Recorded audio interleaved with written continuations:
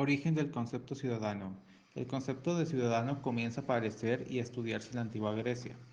Para Aristóteles, el ciudadano era aquella persona que contaba con una serie de requisitos y además estaba obligado a participar en la vida pública. No eran ciudadanos las mujeres, los extranjeros, los analfabetos y los menores de edad.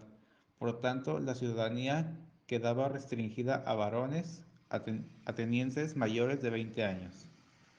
Como escuchamos, la ciudadanía no englobaba a todas las personas, y más que crear una igualdad, solo brindaba privilegios a un sector de la población. Pero esto no se mantuvo así para siempre. Los cambios sociales en la Edad Moderna que propiciaron a una nueva visión del individuo. Esta época estuvo marcada por varias ideologías, pensamientos y periodos que cambiaron la forma en la que las personas se percibían a sí mismas y a su comunidad.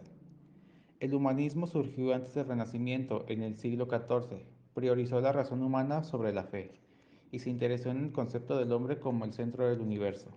El Renacimiento, que duró desde mediados del siglo XIV hasta mediados del siglo XVI, es considerado el inicio de la era moderna. Las sociedades adoptaron el antrocentrismo que situaba al hombre en el centro de la vida, sin dejar a un lado lo divino.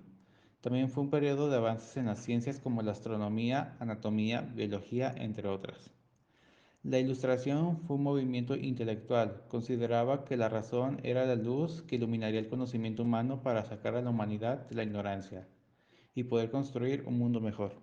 Durante este tiempo se desató la Revolución Francesa, un proceso social y político que se desarrolló en Francia entre 1789 y 1799, cuyas principales consecuencias fueron la abolición de la monarquía absoluta, la proclamación de la República, eliminando las bases económicas y sociales del antiguo régimen. En 1789, consecuencia de la Revolución Francesa, se aprueba la Declaración de los Derechos del Hombre y el Ciudadano, declaración que acababa con el antiguo régimen y situaba al hombre y al pueblo llano a la par de las instituciones privilegiadas que operaban hasta el momento. Los artículos de declaración consolidan principios como libertad, la igualdad o la seguridad. Multiculturalidad e interculturalidad. Multiculturalidad es la existencia de varias culturas que conviven en un mismo espacio físico, geográfico o social. Abarcan todas las diferencias que se enmarcan dentro de la cultura, ya sea religiosa, lingüística, racial, étnica o de género.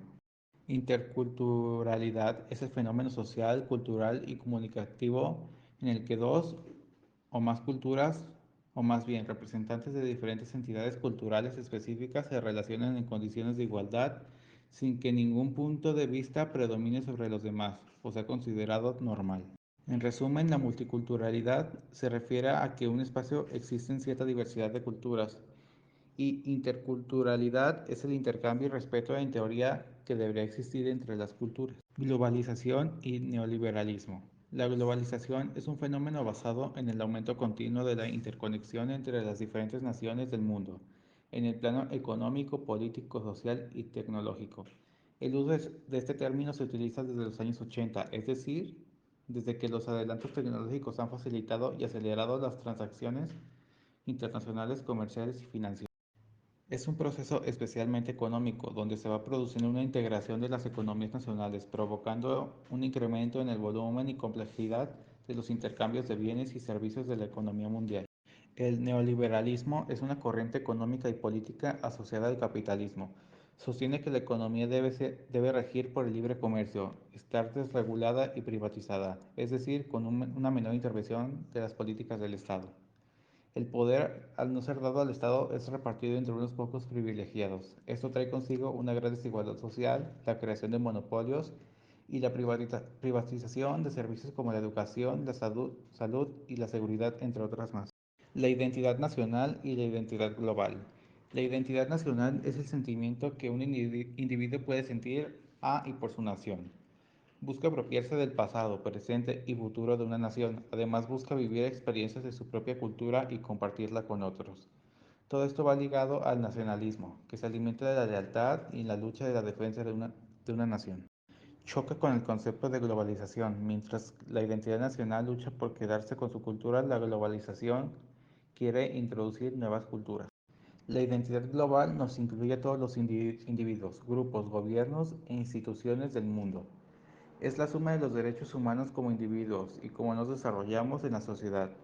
y esta a su vez nos otorga derechos y responsabilidades. Existen distintos intercambios culturales, sociales, económicos y políticos entre naciones generando la globalización.